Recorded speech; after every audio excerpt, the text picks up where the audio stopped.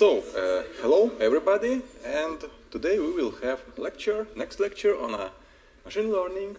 Yes, and accordingly we already spoke a little bit about linear regression last time. Today we are going to go in more details, including some higher mathematics. Yes, so hopefully you are familiar with derivatives. Yes, what is a derivative, and accordingly can calculate. But if not, don't worry, I will explain everything step by step so that you might actually understand, because this is exactly how computer will learn and adapt its hypothesis, yes, for prediction to make it more accurate. So hopefully by the end of this lecture you will have some understanding how exactly can we make computer to learn by itself from data.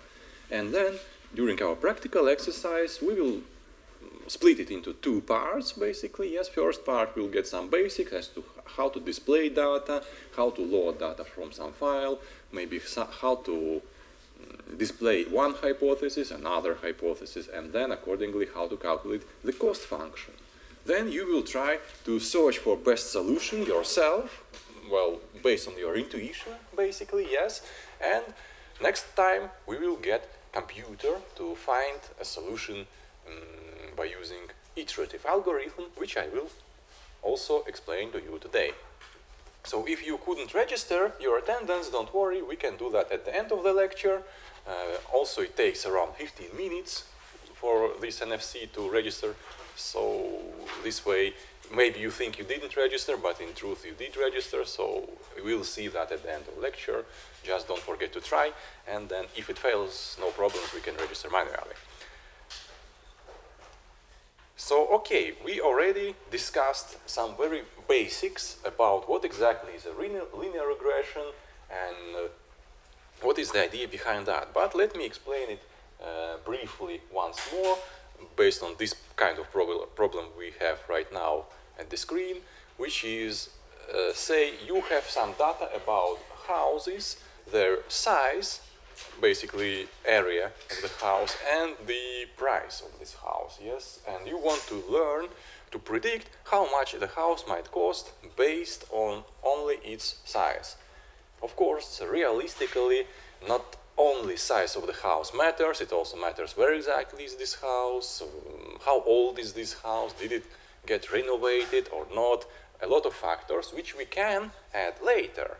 Yes, but at this step, to make this problem very simple and straightforward and also somewhat meaningful, yes, because obviously larger houses cost more than smaller houses, it still is a valid point, we can try this kind of data. So here you can see, based on the x-axis, we can see the size in the square feet, yes, and on the y-axis the price in thousands of dollars, yes. So basically a house with 1,000 square feet would cost around $200,000 based on this data, yes. And accordingly, house which is 3 times larger would cost around $500,000 based on this data as well. So what we want to try to do is to find certain mathematical formula which would allow you to take any size you want, put that inside, and get, well, maybe not accurate, but still somewhat prediction, which you can then consider as a starting point for your price, yes? And this is exactly the goal we are going to pursue today, to find this hidden relationship for us, yes? So basically, we don't know exactly what is this kind of formula. We can only say it's, how you can say, type, yes, so basically what we say, if we denote this as y and this is x, so basically your y is going to be in this case a linear function represented by the bias theta 0 plus this slope of the line theta 1 multiplied by x. So this is the kind of formula we are trying to find out. The only thing is we don't know exactly what is theta 0 and what is theta 1 to get the best fitting solution, yes, because we can guess, yes, try different numbers, but it's not guaranteed that it will be the most accurate line that can be constructed. So what we try to find today is how to find the best fitting line, and accordingly the parameters for this theta 0 and theta 1. Obviously, if you will have more parameters than that, it will basically add as well, as you will have, let's say, area plus, let's say, age of the house plus, I don't know, date of the last renovation, etc., etc. So you can build up more and more parameters if you need to. It's very simple, but also at the same time, right now we will need just one input parameter to have a very good visualization of the process, how it is searching for a solution.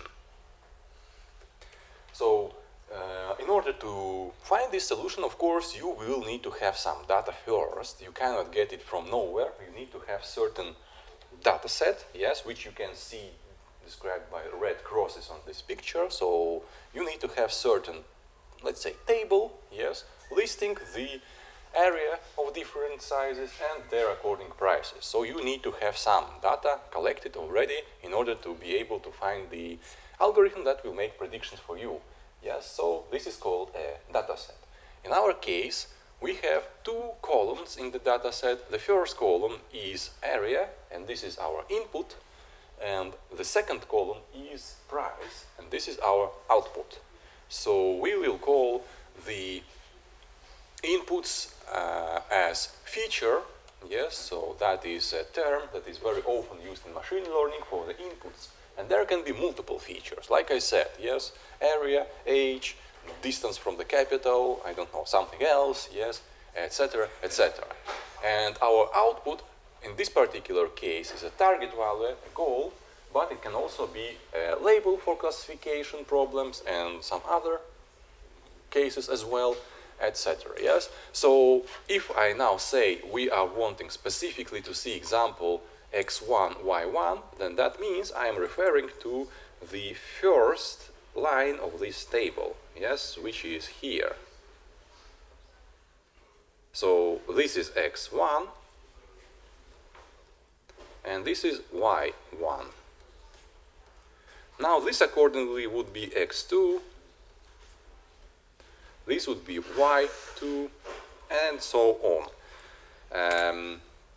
Well, we will need that because we are going to go through all of them, and as I mentioned, we might have x like this, x1 as a area, this x2 as the age, etc. So this way we have two indexes to go around, yes, so the subscript, which one is below, is going to be the column number, and the superscript, which is above, is going to be the row number, yes?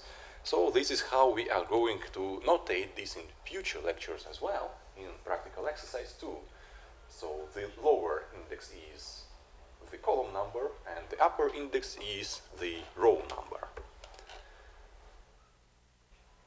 So, as I said, our goal is to learn to predict for new data points which we do not have information collected for, and for that we need to create something called a hypothesis. So hypothesis is our formula that we want to try to find. It's just its, we can say, official name, yes, how we speak about it in statistics and probability theory as well. And in fact, I did check up your materials for probability theory, and I have seen that you will study linear regression there as well, but in more mathematical context, I believe, yes, because here in this course I'm going to try to show you my best to get you understand the practical aspects of this. How can you calculate it? How can you program computer to do it for you, etc. Maybe, of course, I will also focus on some theoretical aspects, but in probability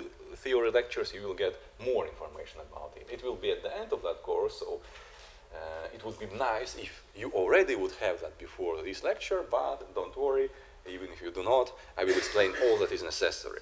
So the idea is quite simple. You have this data set, this table of already collected house prices for different sizes, and you are going to create a model which is going to work based on your hypothesis. So hypothesis is the formula, and the model is working on this formula. And accordingly, as input for this hypothesis, we will have the house area, and as output, the house price. So basically, you put in area, you get the price. Yes, the idea is very simple as that. So how are we supposed to find these parameters, theta 0 and theta 1, to have the best fit? Right now, at this point, they are unknown variables for our equation. Yes, well, actually, we'll have a set of equations because you can write this formula for every row that you have. So meaning that, for example, here, I can write it as follows. Yes. Now, for the first row, I can say that we have as x 2000. So 460 is going to be equal theta 0 plus theta 1 multiplied by 2140. That is first equation we have. Yes, we have two unknown parameters and one equation. Now we can calculate the same equation for each row of this table. So 232 is going to be again our unknown parameter theta 0 plus theta 1 multiplied by 1416, like so. And we can write this equation for any line of the table, meaning that you will have actually more equations that you need to find a solution. Because, as you know from calculus, if you have two unknown variables, then to find a solution, you need to have two equations, right? But here we are going to have thousands of these equations and just two variables, meaning that we will not be able to find the precise solution that is going to go through all of these points. Yes, like, I don't know how, let's try to maybe draw this somehow, how it might look, probably somehow like this.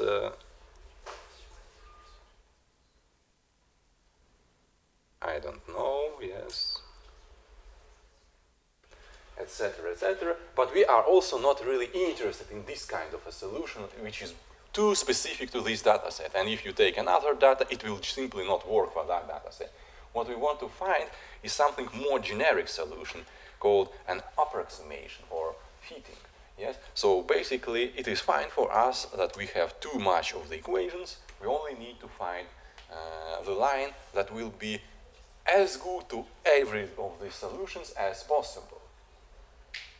And for that, we are going to need certain metric to be able to compare which solution is better and which solution is worse. So, as I was showing you previously, we can have different kind of hypotheses for different theta parameters. So here you can see theta 0 is 1.5, theta 1 is 0, and that accordingly represents the horizontal line, which is not a good fit for our data. If we consider this data set, for example, or this data set, so that will be not really good solution. Now we can also set theta 0 to 0 and then theta 1 to, let's say, 0.5. So then we are going to get a line that goes directly through 0, which makes sense because house of the size 0 will also cost nothing, yes, if we don't consider the ground on which it is. But again, usually when you buy a house, you also get the ground as well, yes? So it might be that somebody is just selling the ground and says you can build your own house there if you want to, yes? And I said it's cheaper because there is no house, something like that. So again, this might not be really an option for us because, well, ground also costs something. Now we add some bias here, and you can see this line no longer goes through 0, yes? It starts at 1 and goes up, which might be something similar to what we want. So in this sense, we can say that not theta 0 and not theta 1, they both cannot be 0 in our particular case right here. If you take another problem, maybe there it will be, maybe there it not, yes. But in this particular problem, they are both non-zero values, yes. So now if we try to put that line on top of our data that we have, which we'll try to do in practical exercise, yes, first part, then you will see that this line is not going to pass through all of the points. However, what is important here is what is the difference between your line, your prediction, and the actual true answer. So here you can see that we have certain error between prediction and the hypothesis, between the hypothesis, which is a prediction, yes, and your real measurements, data, represented by these red crosses. So as you can see, this red cross is at certain distance from this blue line, which is an error of prediction.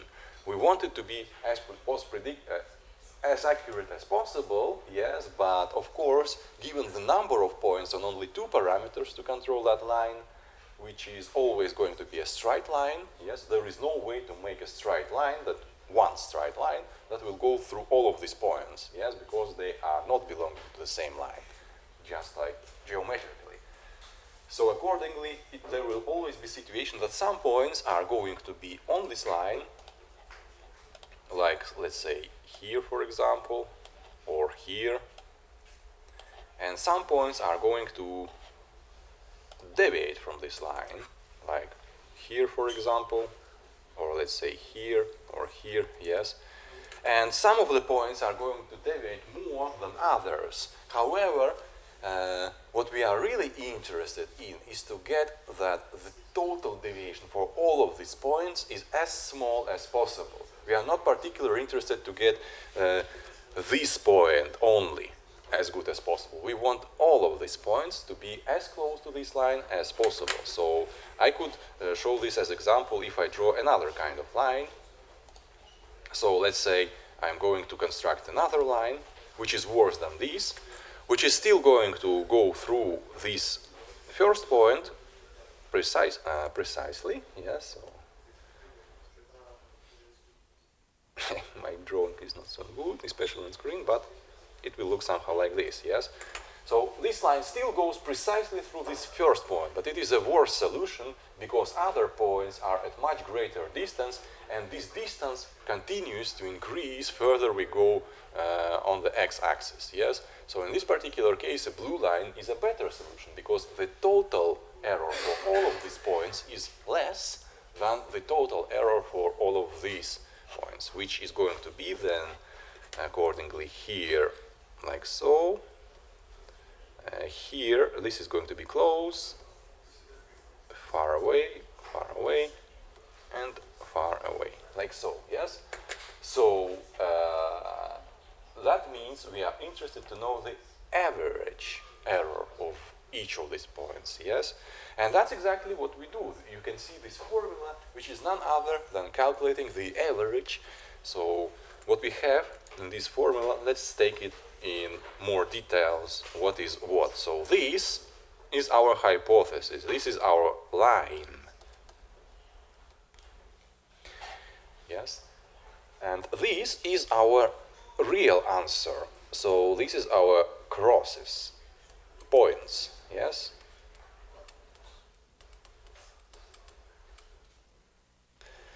So what we do here is find their difference. However, there can be situation when this is going to happen like so. Let's take a line, yes.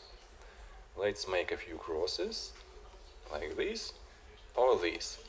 So this difference can be both positive when your line is more than the point, yes. So the blue line is higher than the red cross here, and accordingly this difference is a positive number.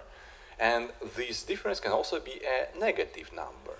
So what is the problem here that might happen? So let's say that in this particular case, the error for this one, yes, first point, is going to be something like minus 0.2. And for the second point, the difference is going to be plus 0.25.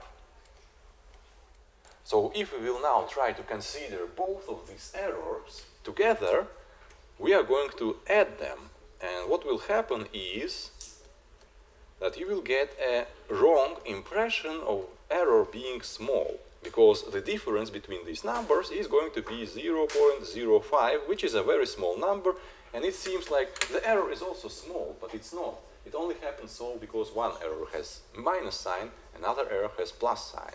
So in order to avoid this confusion, what we are going to do is to say we want to have the absolute values, so we are going to square them.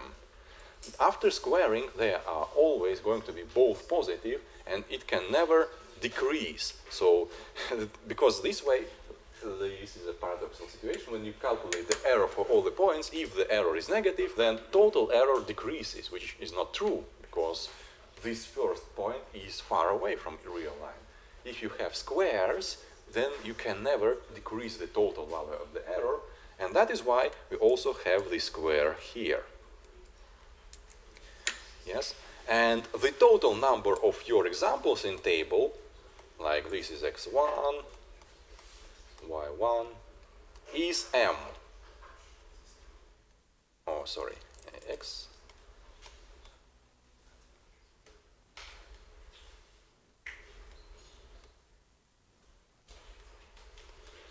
So all that is left is to simply divide by the number of these lines, how many you have, because you calculated the total error, and if you want to know the average, then you simply use school's formula for calculating the average value, yes, by dividing the total elements with their count, yes. Now, in probability theory, you will know that average actually can be calculated in certain situations differently, but as of right now, this is exactly what we want to do. We want to have arithmetical average of this total error. However, the only caveat here is that normally we would divide by simply m, and we also have this weird 2 at this point. Now, this is something you will be discussing in probability theory as well, as to is it centered estimate or not centered estimate, yes? But sufficient to say that for us it will be convenient later on when we will calculate derivative of this thing, because calculating derivative of the square is going to produce you 2, which is going to compensate with these 2 later on. So it is convenient for us to have it, but you could also have, I don't know, 5 or 10 or whatever else number you would like to. It just happens so that 2 is the most convenient factor that we can get there for us, yes? So this is how we calculate the cost function, and this cost function should show which hypothesis is better. So in addition to these lines, which we have now, we are also then going to calculate their according cost. So here you will have the cost functions, say, I don't know, let's say 1.5. This cost function will be, let's say, 0.7. And this cost function is going to be, let's say, 0.35. So based on this number, you can then say that this hypothesis is better than this because it has less cost, which is accordingly the error of prediction. And this way we know that this function is better fit. However, it's still not an answer if this is the best possible fit or not, yes? Because here I just, figure out, okay, I will try these numbers. I don't like it. I will try these numbers. I will try these numbers. I'm simply, trying to brute force the problem by guessing and not using some mathematical methods to make the guaranteed improvements, yes? So I could have picked another numbers and it could be worse very easily because I didn't guess correctly. And there is no way for me to know absolutely surely. So what we want to do is to find a certain mathematical procedure that will guarantee you that next time you try different numbers, it is going to improve, yes? And that's what exactly we are going to do. So let's say now what we have is situation when your hypothesis, that is the blue line, in this particular case very simple, meaning that you have theta 0 equal to 0 and theta 1 equal to 1. So your input is equal to your output. So you have 1 on the x-axis here and you have 1 on the y-axis here. So you get this point. And accordingly, your real data is represented by red crosses. Your hypothesis, as you can see from this picture, goes directly through each of the points. So one point is here, one point is here, one point is here, and one more which is not seen, but it should be there. Yes.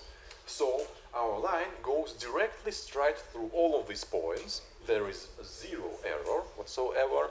So our cost function should also be 0. So what we do here is try to calculate that as well by putting these numbers inside of this expression. Now it is a little bit already written up, so let me try to write it in more detail. So what I'm going to do is first say that I have m. So no, it is after all, I believe, 3 points, not 4. So 1, 2, and 3. So that is our m. We have 3 data points. Yes. And accordingly, what we are going to do now is to find the hypothesis minus real answer. So let's make this kind of table. Yes. So your x, your y, and your hypothesis. And here, accordingly, we can say that this is I equal to 1, I equal to 2, and I equal to 3. So when you have x equal to 1, your y is also 1. When you have x equal 2, your y is also 2. And when you have x equal 3, your y is also 3. Why is that? Well, simply because I have chosen these data sets myself. I decided I want to try this data set, and this is something you have as a given information to you, as a condition of the task, yes? So this is our data set. Now, what we are going to do is to put this inside of our hypothesis to calculate it. So as you can see, the hypothesis is equal exactly with y, which means that for x equal 1, the hypothesis h is also going to be 1. For x equal 2, the hypothesis is also going to be 2. And for x equal 3, the hypothesis is also going to be 3. Right? So all we need to do now is to put together everything in this formula, which is going to be in a more, we can say, expanded way. So can I, if I do it like so, okay, I simply hide it. Looking like so, yes, 1 divided by 2 multiplied by 6 multiplied by, so then h of x1 minus y1 squared plus h of x2 minus y2 squared plus h of x3 minus y3 squared, and the bracket closes, yes, this bracket. So this is a more expanded version of this operator summation, yes, where it's now very simple to simply put up these numbers from the table. So instead of x, I'm going to, instead of this entire hypothesis, I'm going to put 1. So that is, let's make another color. Here it is 1 and also 1. Here it is 2 and also 2. Here it is 3 and also 3. So I find difference, which is in all of these cases zeros. So here, and add them up together. So these are these zeros, how they came to be. Yes, I still have this square, and also I still have this 1 divided by 6, which is, sorry, here, it's not 6, yes, it is 3, yes, because we have 3 points, not 6 points. I have already multiplied them in my mind, but I didn't write it correctly. So here we have 2 multiplied by 3, which is this 6. So the total cost function value for this hypothesis is 0, meaning that it is as accurate as possible, because you cannot get the cost function smaller than 0 because we calculate squares. So squares are always positive, so 0 is the smallest number you can ever get in this case. So meaning this is the perfect hypothesis for this data. Now let's see if we have another hypothesis which is not so good. Yes, in this case we have a hypothesis of with parameters, yes, theta 0 is still 0 and theta 1 is 0.5. Previously it was 1. So as you can see now, the output is only a half of the input of this hypothesis. And what happens here is that we calculate this difference between this point, which is here, then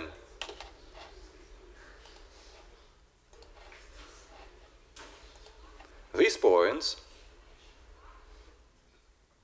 which is here, and also finally these points,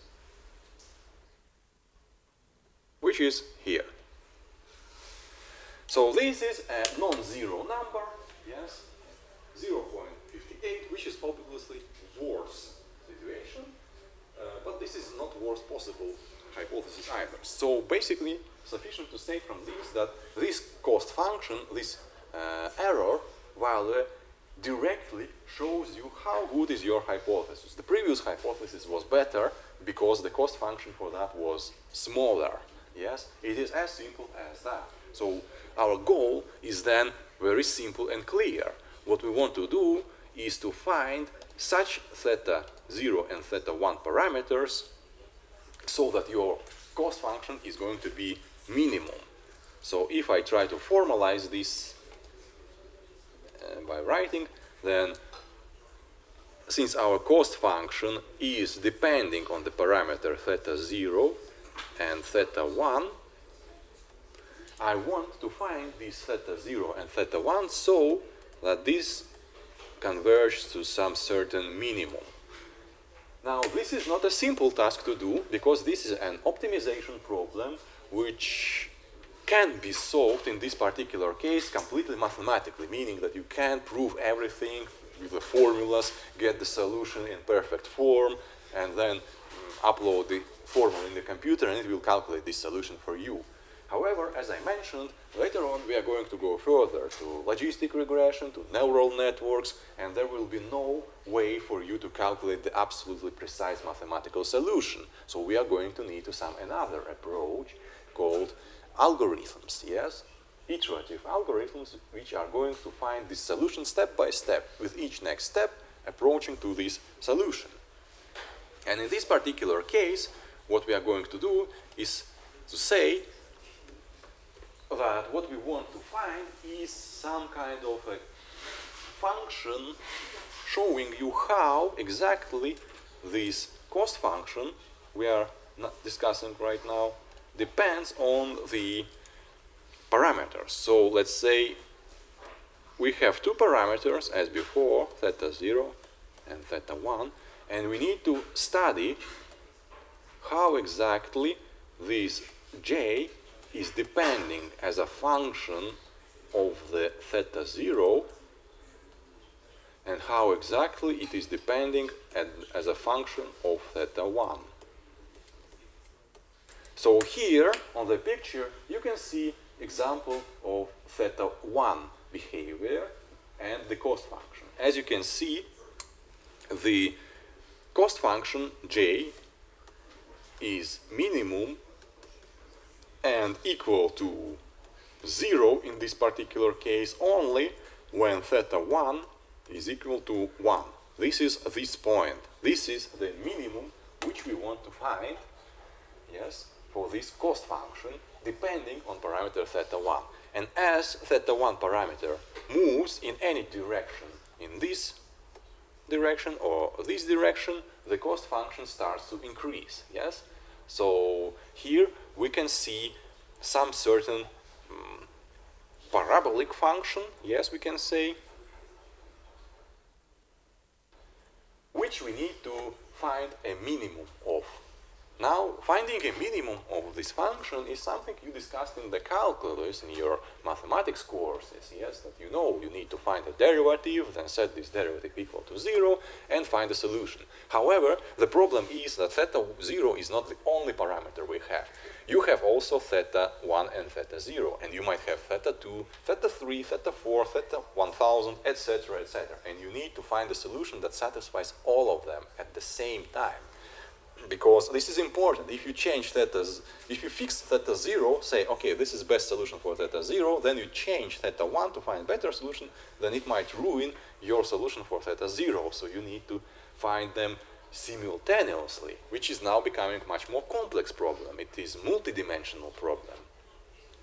But for the sake of simplicity, here we are going to assume we only have theta 0 and theta 1. Yes, so here you can see one axis theta 0, another axis is theta 1, and finally we can see the cost function. So if we go from 1 dimension to 3 dimensions, 2 dimensions, then you get the cost function as the third dimension, and here you can see the three-dimensional picture, which is a paraboloid function, yes, which still has somewhere here its own minimum, yes, which we now need to find. Now, this is a perfect so-called convex function, yes, for which it is very simple to find this minimum, and this minimum there is only a single minimum. Now, realistic cost functions for more complex problems would look much more complicated than this. However, the approach we are going to use to find solution in those cases is going to remain the same. So for this matter, we are going to focus on this example, and I'll also show you some other convex function, non-convex function, which might be there, yes, something like this, for example, yes, which has multiple minimums. You have one minimum here, called local minimum, one minimum here. Actually, this can also be found as a minimum at certain criteria. So, as you can see, this function is now much more complicated, but the procedure we are going to use to find this minimum is going to be the same exactly in this case and in that case. The only thing is that your starting point is going to affect which of these minimums you are actually going to find. So what we are going to do now is to find some way to find the solution. You can already see the idea of this gradient descent method, which I mentioned last time. Well, maybe let's go back to this more simple case and try to see how exactly conceptually, not mathematically yet, yes, it works. So let's say you pick up some certain starting point with certain certain theta 0 and theta 1. So you say, okay, my theta 0 is going to be this number, my theta 1 is going to be this number, which will bring you on this complex plane here, because you can calculate the cost function in that case, like I showed you, and this is going to be one number. So what is going to happen next is we are going to say, so initial theta 0, yes? Initial starting point, which you simply choose yourself, whatever you like, yes? You can pick zeros, you can pick anything. It won't matter much in this condition.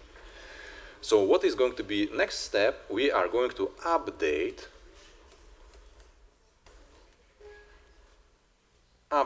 theta 0 by saying theta 0 is going to be theta 0 plus certain delta, and theta 1 is going to be theta 1 plus certain delta. Yes? As of right now, it doesn't really matter how exactly we are going to find this delta, but the concept is as simple as that. You simply take and change this number somehow, and you end up in another point. Well, if you did find this delta correctly, again, this is not guaranteed, yes, but if you did everything right, then you are going to end up in this point. And this way you become closer one step to your minimum. So then you are going to update it again, find the next point, update it again, find the next point, and slowly, step by step, you are going to converge to this solution by iteratively updating this theta 0. So you change theta 0 and theta 1, you find the cost, you change it again, find the cost, change again, find the cost. And that is as simple as that, yes? Now the only question is how exactly should we change this delta 1, because there are certain hidden stones here, we can say, yes, possible problems which might happen if you choose it wrong. So similar approach is observed here, yes. Now don't worry, you won't have to figure out how you should calculate this theta 0 and theta 1 because the gradient descent algorithm already says you how you should change theta 0 and how you should change theta 1. And our task right now is to understand exactly this algorithm, and then you will have a ready solution to use it. So, well, first of all, what might be the problem? So let's consider two cases when you change your theta 0 and theta 1 very slowly. So you start with this point.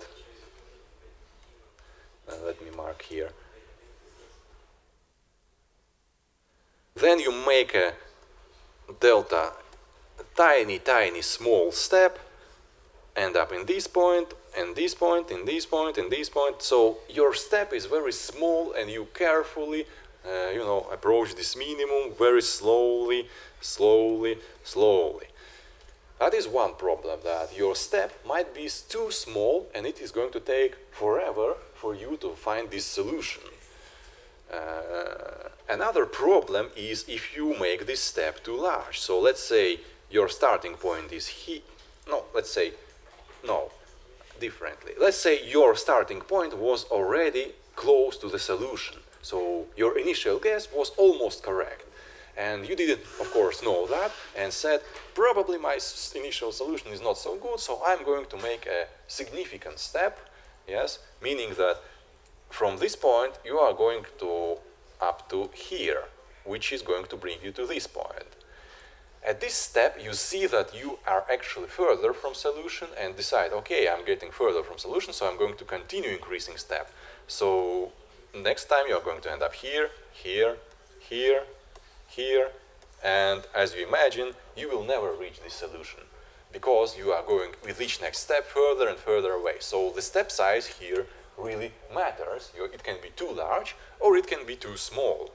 How are we supposed to find the best step? Well, for that we are going to use a derivative which is going to automatically produce the different size of the step as you approach the solution.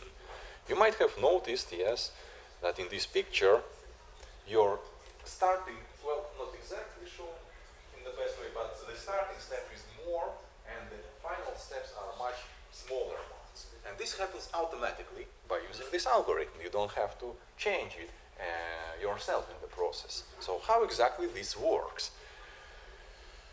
And so, let's start from the basics, yes? From the basics that you have certain function and you want to find the minimum of this function. So in our case, this is some parabolic function, let's say, yes? Certain like theta 1 multiplied by,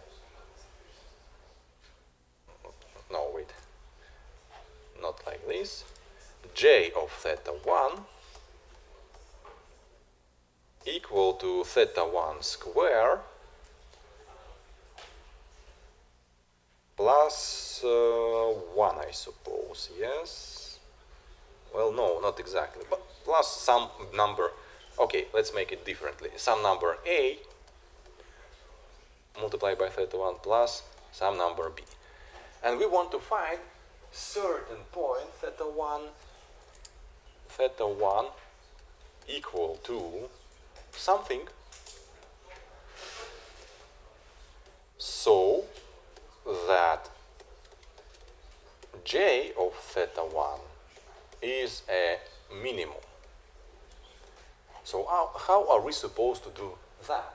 mathematics, the calculus, specifically derivatives part, yes, gives you a clear answer that you need to calculate the derivative of this function respective to the parameter theta 1 and set it to 0. Then find the solution.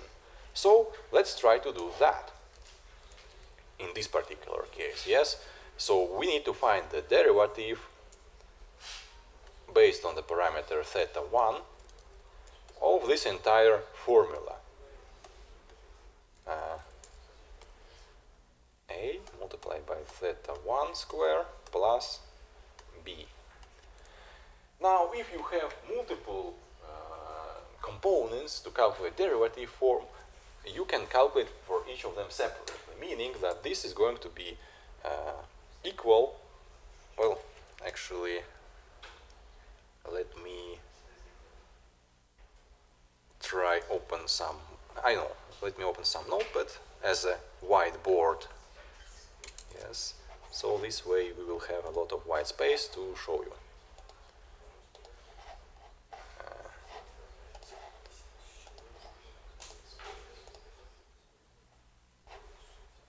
And undo. Okay. So I'm going to erase this line then, and accordingly, if you try to open brackets here, then that means you can calculate this as two separate derivatives, like A theta 1 square plus derivative of B. Now B is not depending on theta 1 in any way, so this derivative is going to be 0 because it is a constant. Yes, so this goes away and we are only left with this part which we need to calculate derivative for. So the variable here is theta 1 squared, so you are going to end up with 2a theta 1. This is going to be this derivative of this cost function, which we now need to set equal to 0, right? And accordingly find a solution. Yes, by expressing. Now, theta 1 is our variable, certain number, yes, and no, variable which is unknown, which we try to find for, and a is a certain constant. So I don't know, 1, 2, or 3, some number. So in this particular case, you can clearly see that theta 1 should be 0, yes, and in that case, you will find a minimum. So similarly, it will happen if you have more than 1. So for that matter, you will need to calculate the derivative for all of them. So let's say our cost function now depends on theta 1 and theta 0 at the same time. Yes, so it's not only one parameter. The approach stands the same. You calculate the so-called partial derivative for theta 0 and partial derivative for theta 1. Set them both equal to zeros and have a equation system which you need to solve. Yes. So the gradient descent in that case provides you the step size based on this derivative. So you calculate derivative so that you know the size of your next step, how you should change theta. Yes, so in a sense, when I was writing, when I was writing that theta 0 should be equal to theta 0 plus certain delta, then in that sense, this number is our delta. Yes, so this is how we should change the step size, and this delta is depending directly on this derivative. Yes, so if you have the formula written for this derivative, which we can and will accordingly write out in details, and certain parameter alpha, which you need to decide yourself. So this is a we can say speed of convergence. Yes, you decide how fast it is going to go to this minimum, just like I showed you in this picture below a few minutes ago. Then it is finding this automatically. And as you may see here we have theta j. So that means this is the same formula for theta 0, same formula for theta 1, theta 2, theta 3, as many of them as you have. All that you need to do is to calculate the cost function's derivative for that parameter theta 0, theta 1, etc. Pick up the alpha parameter and set up the for loop inside of which this is going to go over multiple times cyclically until it reaches the certain, I don't know, criteria which you have set that your error doesn't exceed, let's say, 5%, for example, yes, of the real values. So, this is the idea of the gradient descent method. That is the formula for gradient descent method, yes? So to make it work, we need to find these derivatives for theta 1 and for theta 0. Now, they will be very similar numbers, not numbers but functions, but there will be also some difference. Now, if your alpha learning rate is too small, then you are going to take forever to find the solution, and if alpha is too large, then accordingly it's going to make it slower. However, there is a question now somebody might ask, yes, why the step size changes? Because alpha is a constant, yes, let's say 5.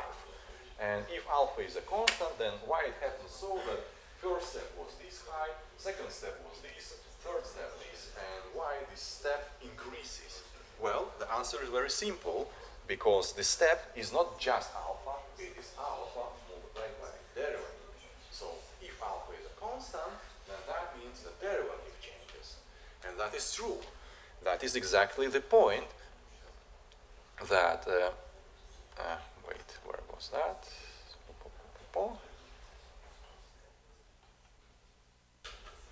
It's here. That as closer you go to the minimum, we know that for the minimum, derivative is actually 0. Yes, because that is the condition how you find the minimum. You calculate derivative, set it equal to 0, because at this point there is no change in the function. The function doesn't change. The function changes as fast as possible here, but slowly as you approach this minimum, you are, but the function is slowing down. Yes, so it makes smaller, smaller, smaller. Which means that each of these next is going to be smaller, smaller, and smaller. And this final step is actually going to be almost 0. So it's going to take forever to find this very accurate number. However, we just don't need to, because, well, we are going to be very close anyway, and the solution is going to be good. But the idea is that each next step is smaller and smaller here because your speed of the function, your changes to the function are slowing down. Yes, and you can see that here. Well, geometrically speaking, what exactly is this derivative? Yes, this derivative is the line, yes, that is connected to this point. So let's say here. Yes, and this is the angle of this line, slope, which is the derivative. Now, if we take another point, let's say here,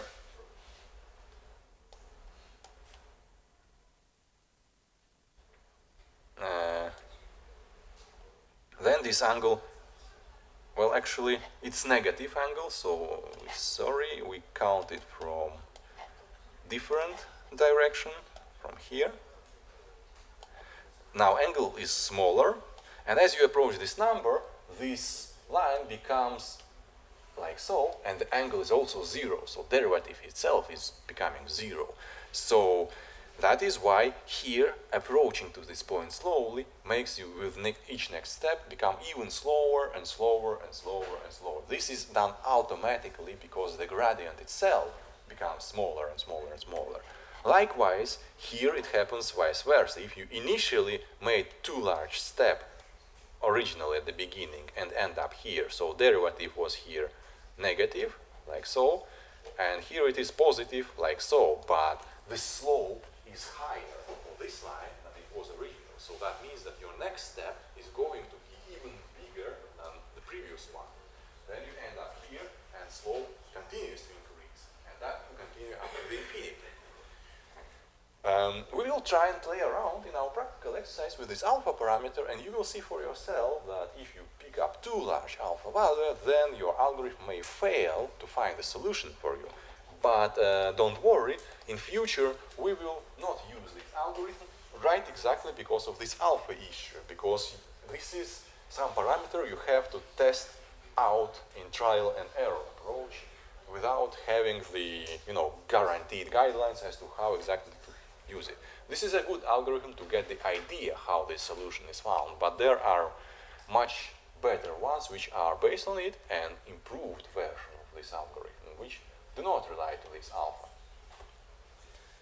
So, as I mentioned, even if the alpha is constant, which is usually what we will do, this step is going to become variable because of the variable derivative. So your first step is bigger and smaller, smaller, smaller, smaller, and this way you are actually guaranteed to not miss this minimum as you approach it. Because if we would go with this step all the time, then you would simply overshoot that minimum, yes? So imagine the situation that our step is a constant. So we go from this point to this, then from this point to this, and then from this point to this.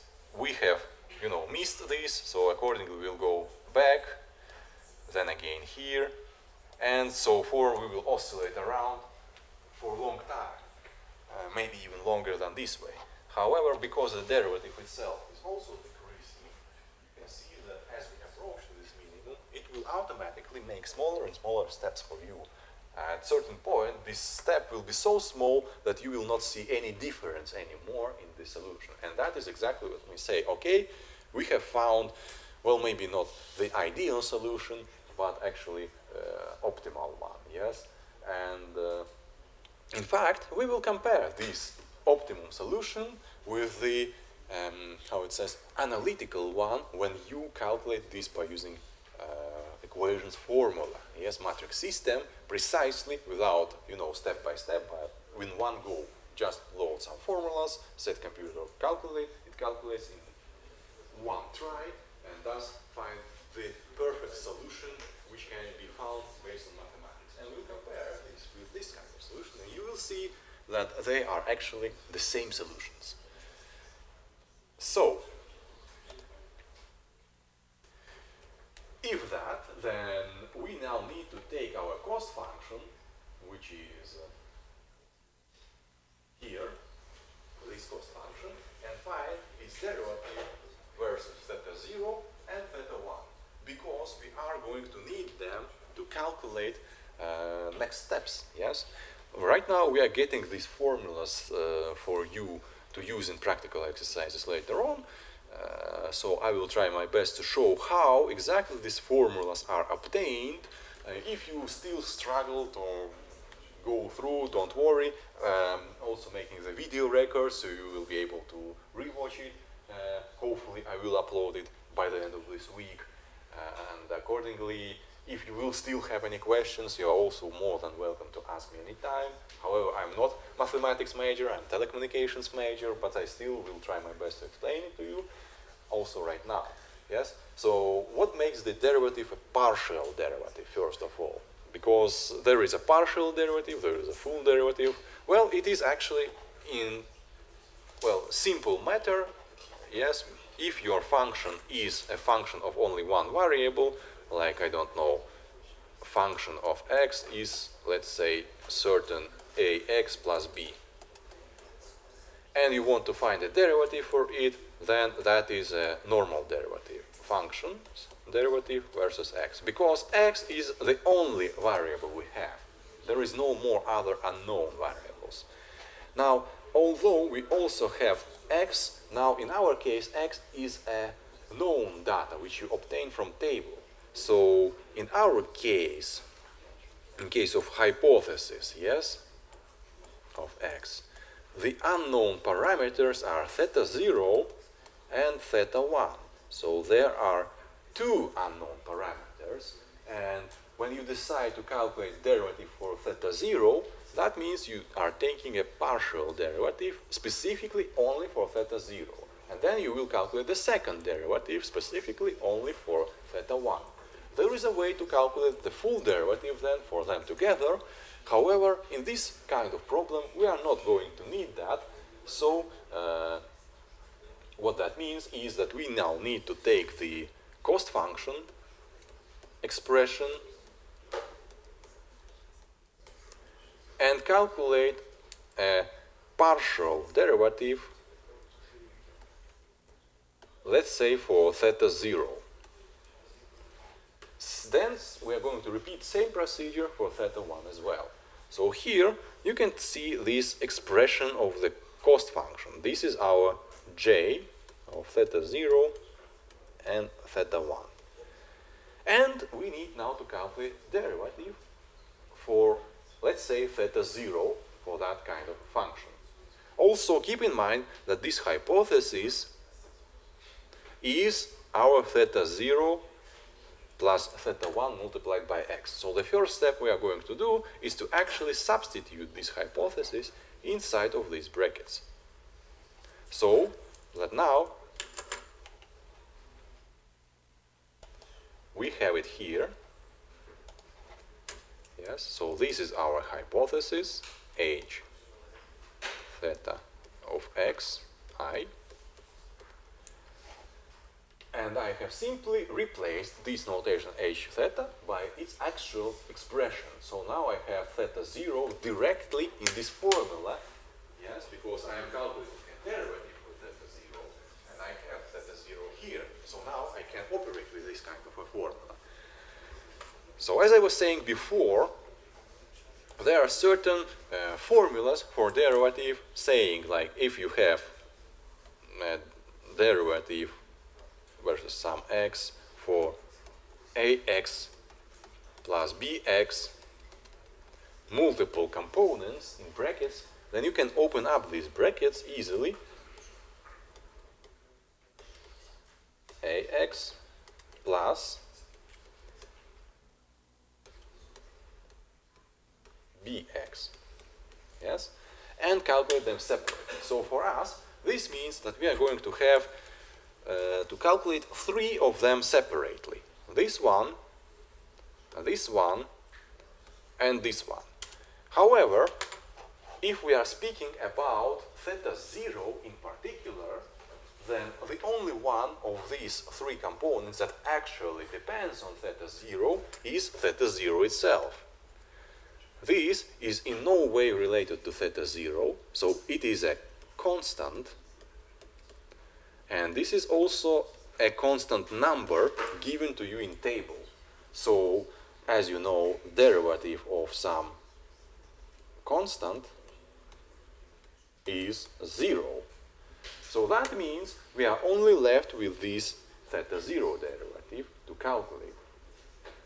But that would be so nice if only one factor actually is making it much worse for us, is the square here, yes? So that means that before we can actually open these brackets, we really need to take care of this square first. Now, let's Google up some derivative tables. Now, the solution is already here for this power, but I want to show you these formulas, yes? So, derivatives table, yes? So, I believe, let's say this one probably will do. So, it is here, and particularly we are interested in a function, at any power, yes, not necessarily a square, but it is here, yes. So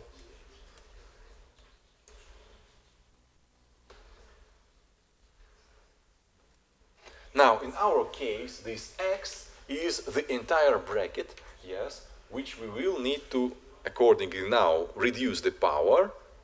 So square becomes the first power and 2 goes ahead. And then after that, only then, we will calculate what's inside of the bracket. So if we return back here now, then it is almost the same as I said, except that this red colored one part, yes,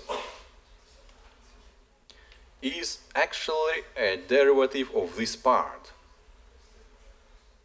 So as you can see, now here we have power of 1 here, and here we have these 2 in front of it.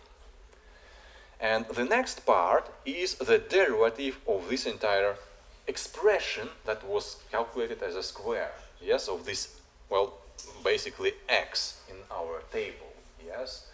So now we need to calculate the derivative of that. Also, one more thing is that this 1 divided versus 2m is a constant multiplier, which is taken outside of the derivative, as well as this summation operator. Yes, you can see that it is now inside of the derivative, but we can safely take it out of the derivative because this is just adding, and adding multiple derivatives or adding number and then calculating derivative is exactly the same.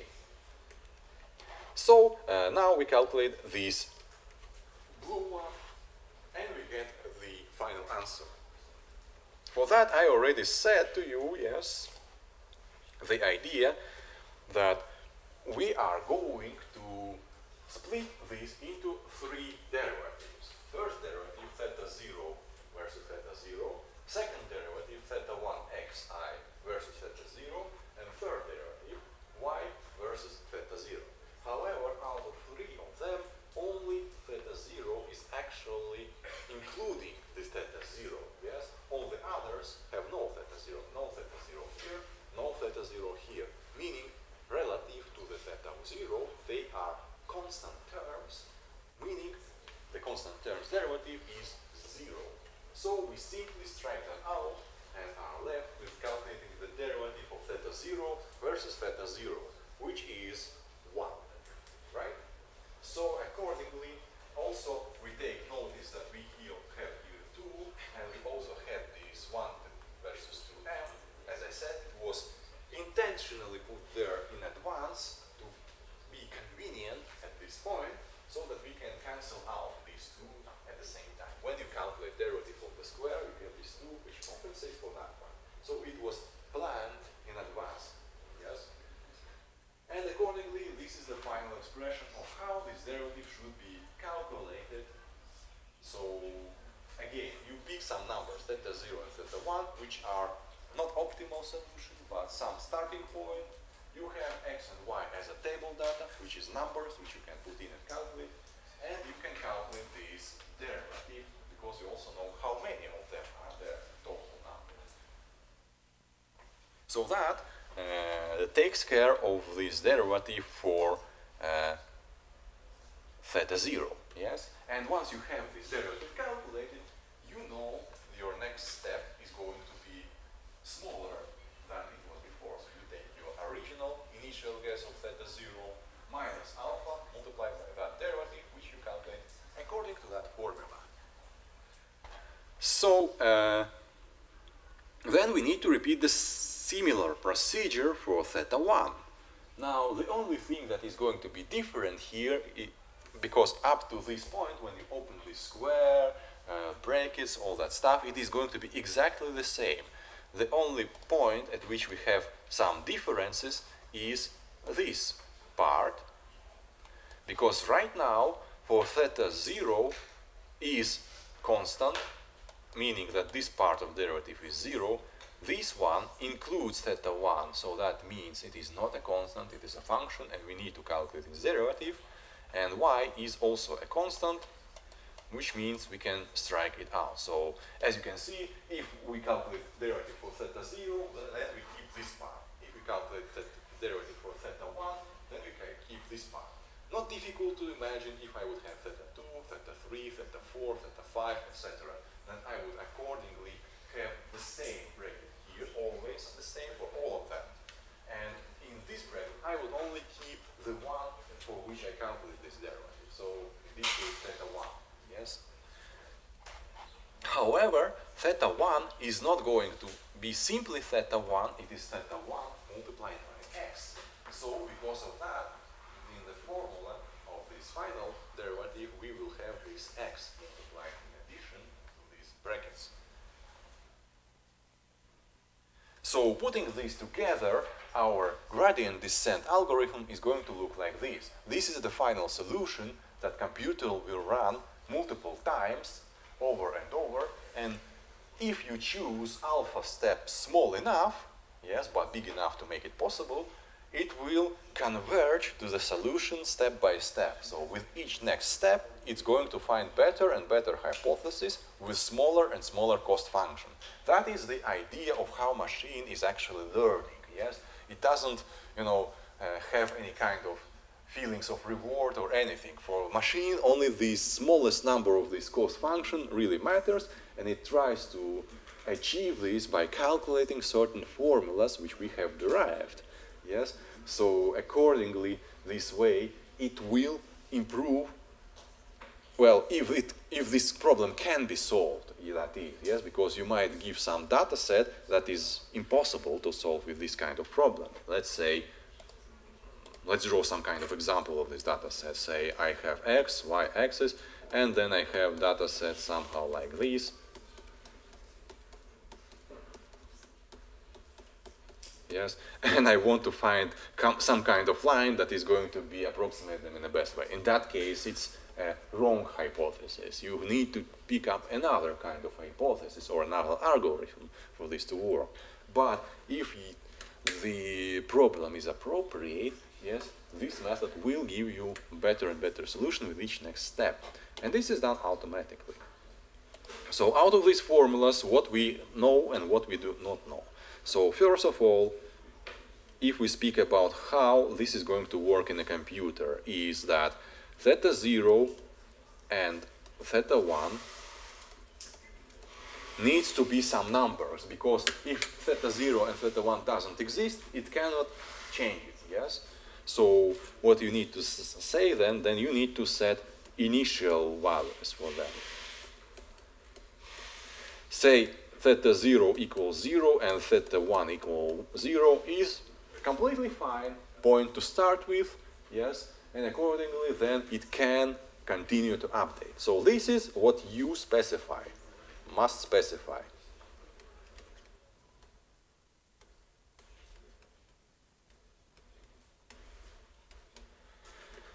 Then we have our data set xi and yi provided for us. So this is our data, our table, which we are going to use. So this information is known for us. Then, final thing is alpha parameter, which you also must specify.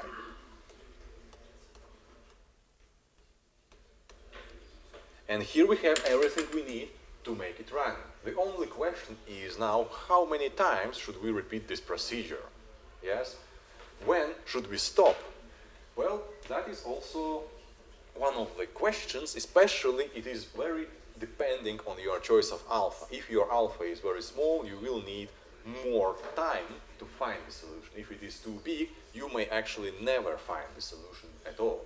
So that is inconvenience of this algorithm. Despite the fact that it is very simple and straightforward, it is practically not really convenient because of this learning rate, yes? We are going to replace this algorithm at a certain point. Once we make it work, understand how it works, master it, it works, then we are going to say, okay, it was nice to know you, but let's go further and see some other more advanced algorithms where you don't really need to guess this alpha parameter and waste time this way, because for each different problem, this alpha is also going to be different. There doesn't exist any universal best alpha parameter for all problems. That is the main problem, yes?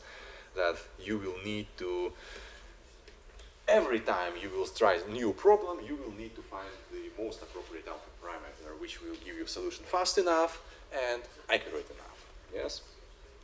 But other than that, as you can see, all is given to you. You have data, you specify initial values, and choose alpha parameter. That is all you need to make this work. Next lecture, next week then, we are going to extend this scenario for more advanced mode. So in this case, we are going to have multiple inputs. So we are going to have multiple x parameters, So this is going to be our x1 I, x2 I, x3 I, x4 I, etc. And this is our y I. So the approach is going to be exactly the same. Actually, what it will change is that you will also have theta 0, theta 1, theta 2, theta 3, theta 4, etc. And you will need to calculate derivatives for them all. However, because the hypothesis formula is as simple and straightforward, yes, that basically means it is very easy to say how it's going to look like, let's say, the formula for theta 2. I'm simply going to rewrite the formula for theta 1 by using theta 2. Like theta 2 minus alpha 1 divided by m, theta 0 plus theta 1 x1 I plus theta 2 x2 I and multiplied, yes, I don't have space here, but it's here, by x2I. So in this case, here we will have x1, in theta 2 you will have x2, in theta 3 you will have x3, and that is all that is going to happen. So you won't need even to derive these formulas again. You did this once, and you can adapt it to any number you want. Even if you will have thousands of these columns, then that means that theta 1000 is going to be theta 1000 minus this formula, and here you will have x 1000. And that is it. Yeah? So it is as simple as that. Meaning that for us, we are not going to do this in our first practical exercise, but eventually we are going to go to the matrix form of this solution. Then you have theta not as different parameters, theta 1, theta 2, theta 3, but as a vector consisting of different number of theta parameters, like n of them. And we are going to, instead of calculating as it is shown here, first parameter, second parameter, third parameter, to calculate them all in one go by using a matrix formula. Of that, we will speak also in more details next week, yes. But here is this final solution. As I mentioned, for theta 0 doesn't have any x attached to it because this is a bias of the function, yes? It is not using any column of your table. It is an extra parameter. And all the other thetas, 1, 2, 3, 4, etc., are accordingly depending on their corresponding column with number j, yes? And hence, this is the final version. We can even later on adapt this algorithm to be just one line. Yes, we will also say, okay, I'm going to create an x0 here column where x0 is going to be simply 1. So intentionally add a column of 1s at the beginning so that these two formulas then merge together, and it will be no longer necessary to satisfy this condition. So that will be the only formula you will have, which will be valid for any number of theta parameters that you will have in a linear regression. Obviously, there is also non-linear regression, which we will speak of at a certain point as well, but for linear regression, it is as simple as that. Yes. So, and I believe that was, yes, that was the last slide for today, and hopefully now you have idea how exactly computer is capable of learning from the data set, yes? It's not actually learning, it is solving a mathematical problem in a sense, yes? Just like what computers are supposed to do, but the effect is that it is now becoming, experienced with certain data set and can predict future values depending on if this is the same problem or not, yes? Okay, if you have any questions, don't hesitate to ask. If you need to to mark your presence, also we can do it now, and then we will have a practical exercise with another group today in another room, yes? Thank you for attention.